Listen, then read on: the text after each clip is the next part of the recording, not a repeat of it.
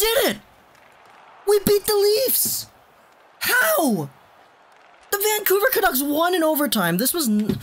Okay. We're getting ready for this one. Okay. How the heck did that just happen? I'm on Team Tank. Why am I excited about this? Why do I actually care so much to somewhat be happy about this? You know what? Screw it. I've said it the past few years. I don't really care about standings. Whether or not the games are entertaining, that is what I care about. It's just that if I had to list my priorities, I would put the Tank at number 1. But hey, having good games like this, well, quote-unquote good, having games like this where you could say we had a positive outcome, I'm pretty on board with that. Hey, the Canucks beat the Leafs. Broadcasting Richmond Sockeyes partner Riley Ray Duke, classmate Mike McLeod, and YouTuber J. Justin the Oreo. You guys, you got beat. The Canucks got you beat. The Leafs lost to Vancouver. What? Okay. Let's go through the game recap. This one was quite wild, and by wild, I mean this is probably the most intense atmosphere that we've seen in Rogers Arena, I want to say since the 7-6 Colorado game? Is that accurate to say? But my goodness, this is the Canucks' first loss when leading after 2 periods. That was reported by Elliot Friedman. They are 32-1 in games where they are leading after 2. That is crazy. The first period, we didn't see any goals, but we saw 15 Vancouver Canucks shots.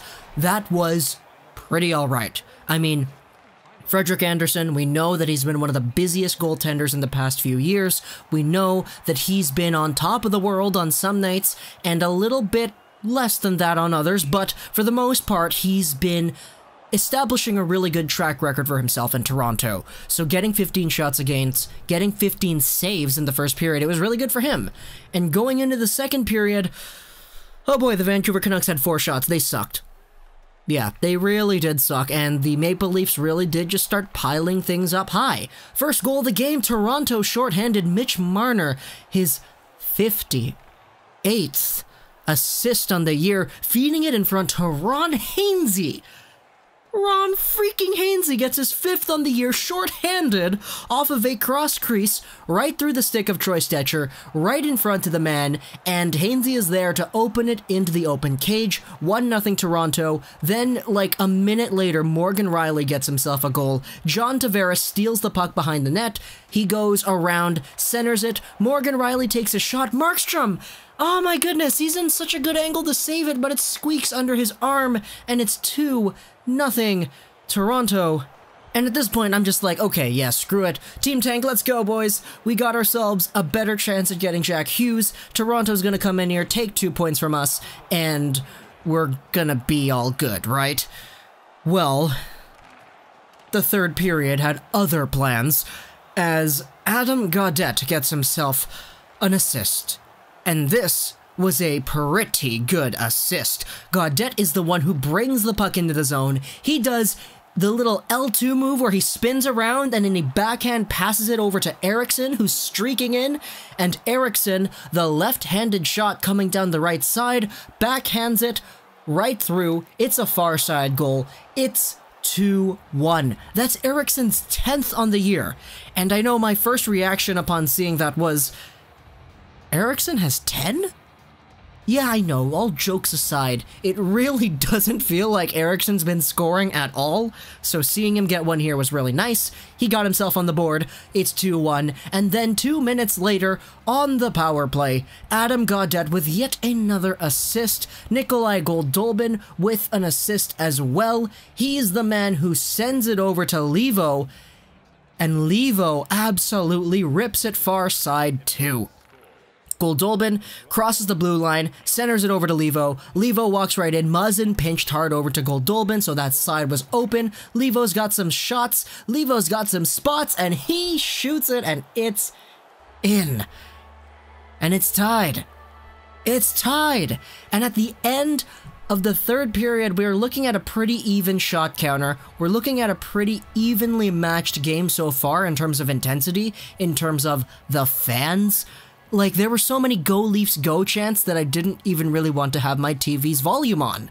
Okay, no, just kidding. The Leafs are my second favorite team, so yeah. I know a lot of you guys kind of know that already, so I don't really think there's any point in trying to hide that, but going into the overtime, we got ourselves a goal. It was Alexander Edler, unlike a shot that I'm pretty sure Anderson probably would have saved 9 times out of 10 if he faced it 10 times. Edler, he receives the pass over from Besser, and he just comes right in. Riley's there. He's not really blocking the shot or anything. He kind of looks like he's going to block it, but Edler, he's like beyond the face-off circle, and he just shoots it. And he goes low glove right past in. It's a laser, beats Freddie Anderson, and the Vancouver Canucks take it. It's 3-2. What the heck? That is fantastic. And it's really funny, because taking a look at just the crowd and the audience, we saw a lot of Go Canucks Go fans over there. We saw a lot of Go Leafs Go fans over there. The chanting was 50-50, but the Vancouver Canucks fans really started showing themselves off whenever they scored. When they didn't score and when the play was just neutral, you heard a lot of Go Leafs Go. So, in a way, the Vancouver Canucks kind of silenced the crowd at home, which is very interesting to think about, but overall, this was an entertaining game. You could see it, like, the speed and everything, it was all there.